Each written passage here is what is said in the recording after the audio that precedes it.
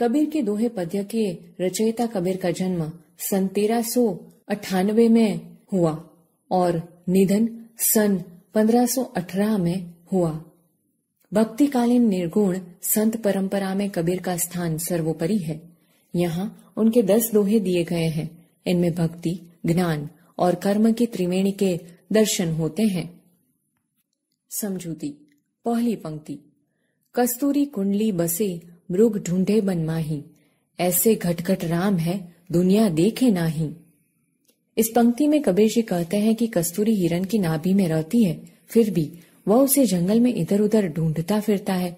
उसी तरह राम अर्थात परमात्मा सबके हृदय में वास करता है, पर लोग इस सत्य को समझ नहीं पाते और वे यहाँ वहां भटकते रहते हैं। दूसरी पंक्ति। मेरा मुझ में कुछ नहीं, जो कुछ है सो तेरा, तेरा तुझको सौंपत क्या कागेगा मेरा। इस पंक्ति में कबीर जी कहते हैं कि हे परमात्मा, मेरे अंदर जो कुछ है वह मेरा नहीं है, वह सब तुम्हारा है।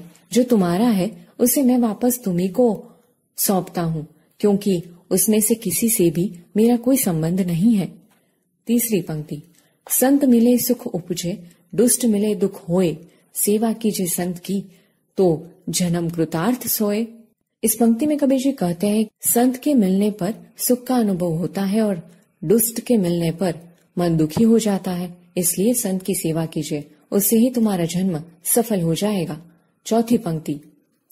ए हरण की चोरी करे, करे सुई का दान, ऊंचे चढ़कर देखते कौतिक दूर विमान।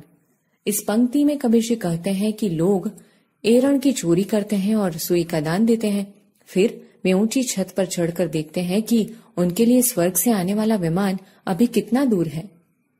पांचवी पंक्ति। सोना सज्जन साधु जन, टूटी जुरेव सो बार, दुर्जन कुंभ कुम्हार के अके धका दरार। इस पंक्ति में कबीर जी कहते हैं कि सोना, सज्जन और साधु लोग रुटने पर भी बार बार जुड़ते रहते हैं। सज्जन अच्छे लोगों से संबंध बनाकर उसे कायम रखते हैं, जबकि दुर्जन लोगों का व्यवहार उससे उल्टा है। जैसे जरासी दरार वाले मटके को थोड़ा धक्का मारने पर फूट जाता है, ठीक उसी तरह दुर्जन व्यक्ति टूटते हुए संबंध को पूरी तरह तोड़ देने में संकोच नहीं करते। छठी पंक्ति। रूखा सूखा खाई कई, ठंडा पानी पीव, देख पराई चुपड़ी, मत ललचावे जीव।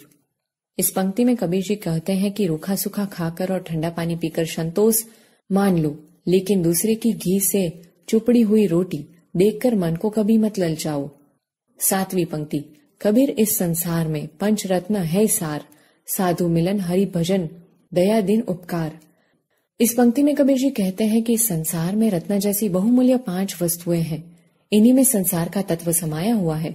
ये वस्तुएं हैं साधु का मिलना, हरि भजन, दया की भावना और परोपकार। आठवीं पंक्ति।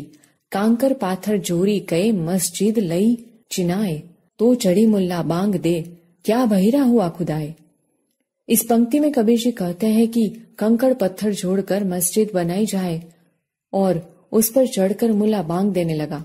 कबीर पूछते हैं कि खुदा क्या भरा हो गया है जो उसे इस तरह जोर से पुकारने की जरूरत पड़ती है। नौवीं पंक्ति। दुख में सुमिरन सब करे, सुख में करे न कोई, जो सुख में सुमिरन करे तो दुख काहे को होए। इस पंक्ति में कबीर जी कहते हैं कि दुख में सब लोग भगवान को याद करते हैं, सुख में उसे कोई याद नहीं करता। यदि सुख में भगवान को याद किया जाए तो दुख आए ही क्यों।